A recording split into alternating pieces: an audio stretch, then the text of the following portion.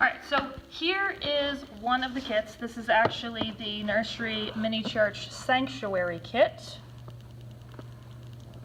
And I've taken the liberty of putting on the back when I put it together, and also instructions for an ice pack. Because when I went through and did the inventory of what we already had, we had a ton of ice packs, which seemed kind of silly because we also have a freezer and all the things to make an ice pack. So it was taking up too much space. So you have the instructions. We have an ice cube tray labeled for first aid only in the upstairs kitchen and the downstairs kitchen.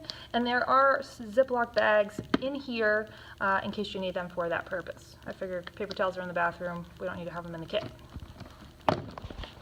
So we'll open that up. One thing you will not notice in the kit is antibiotic ointment, and that is because if you have a wound, it needs to be clean, dried, and covered.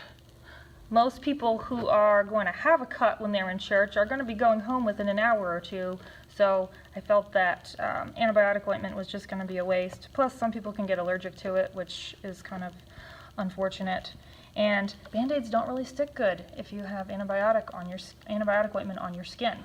So that's that. I also have the inventory map so you can see what we're supposed to have and about which pocket it's supposed to be in, and we're going to go through that next.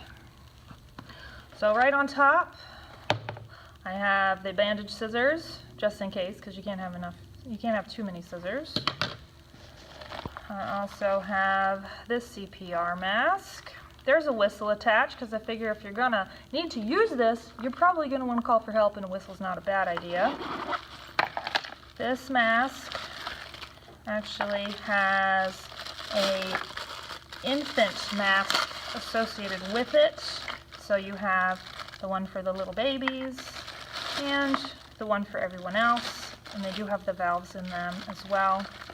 Each of the kits has this for your use.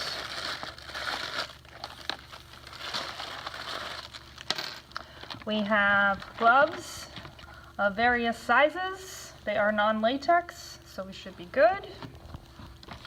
We have a pen light, and it has the different millimeters so you can check pupils and make sure they're doing good.